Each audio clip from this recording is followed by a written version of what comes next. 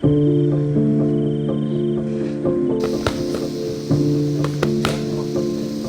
just hoping and praying that everything goes through and we can still attend. Yeah, because I want nothing more than to represent my country in this sport.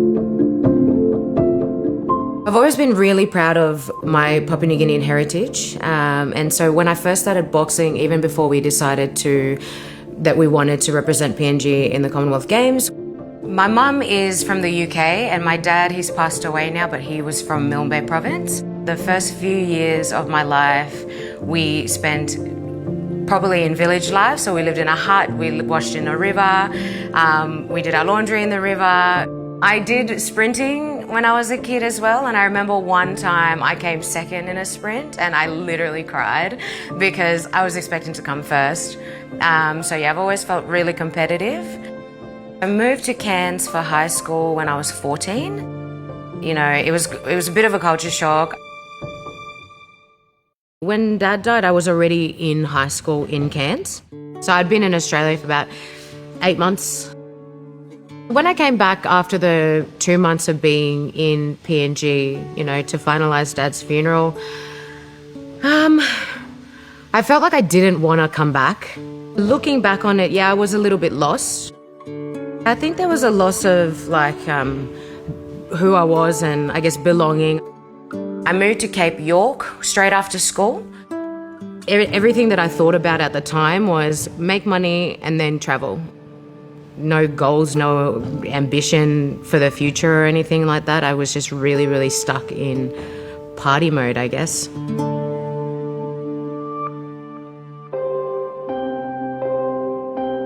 I guess having the boys brought me out of that phase. Being a mum, it changed everything in my life.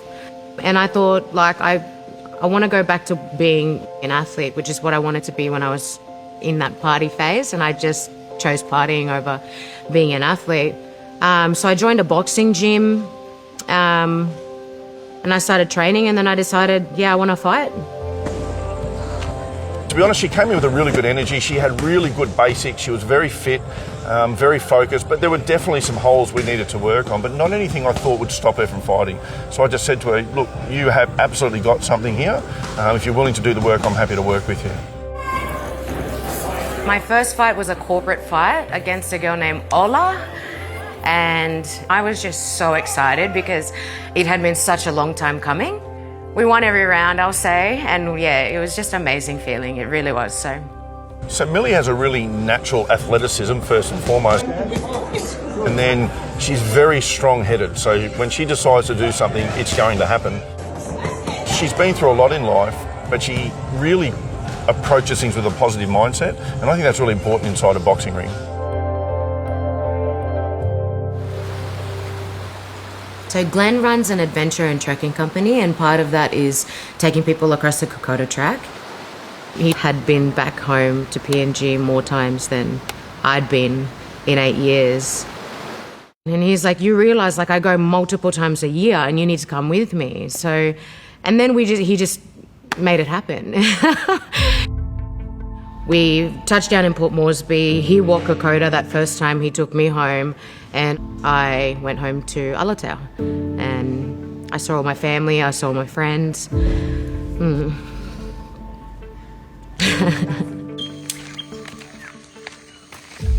Yeah, seeing Dad's grave after a while was pretty emotional for me.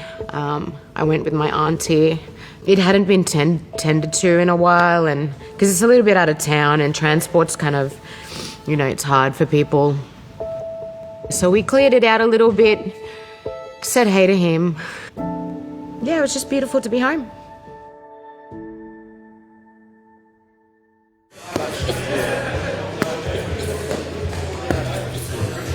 So Glenn and I sat down and said, what are our next goals? And I said, I'd love to represent Papua New Guinea.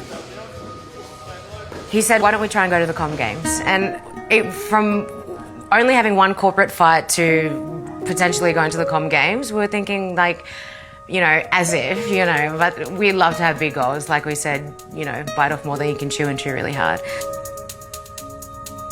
We then went on and had 10 fights in 12 months. She fought for the Queensland professional title and she was dominant in that fight, a very dominant fight. She then won the WBC Australasian, but more importantly, we went back to Papua New Guinea twice and she twice won the national title. One of the prerequisites, I guess, to representing Papua New Guinea is you have to have a Papua New Guinean citizenship and a Papua New Guinean passport. When I moved to Australia and turned 18, unfortunately my PNG citizenship got taken off me. So when dual citizenship came back, you had to have lived in PNG for 5 years. And obviously I had been living in Australia, and so I didn't meet those requirements. And we contacted immigration and we were back and forth with them, and they said another avenue that you can go through is to go through the sportsman's way.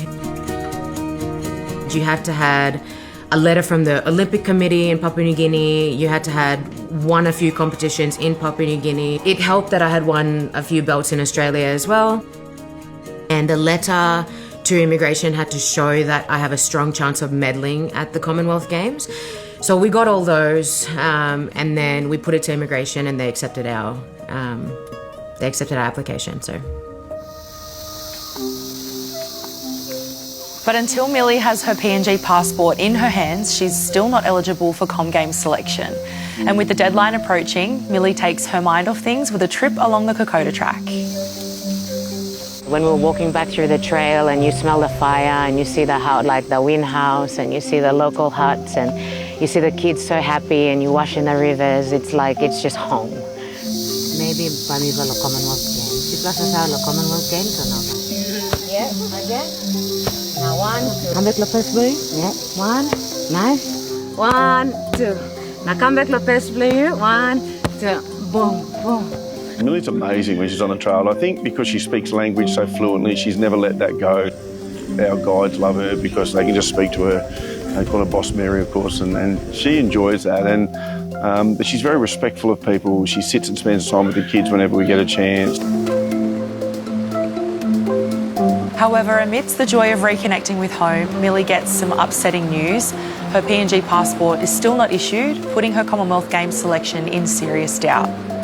Look, I'm pretty devastated when I first found out. All my training, everything is towards that.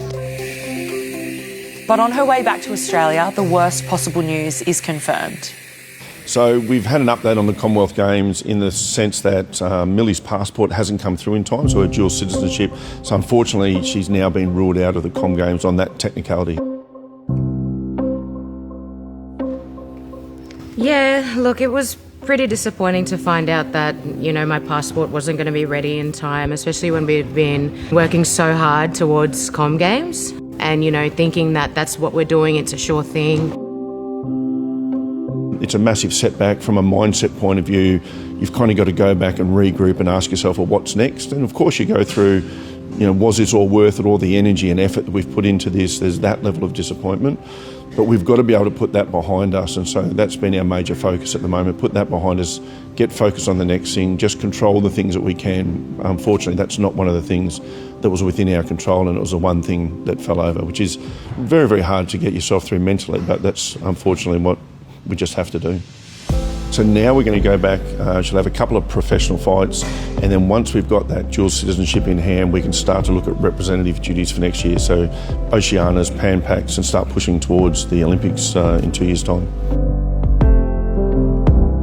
Despite losing her Com Games dream, PNG has given Mili something that can never be taken away.